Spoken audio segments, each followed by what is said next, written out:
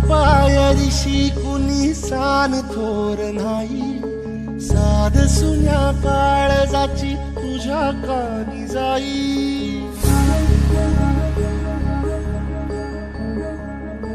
हे तरी देवा सरनायो भोग कशा पायी, हरवली वाट दिशा अंधारल्या धाई.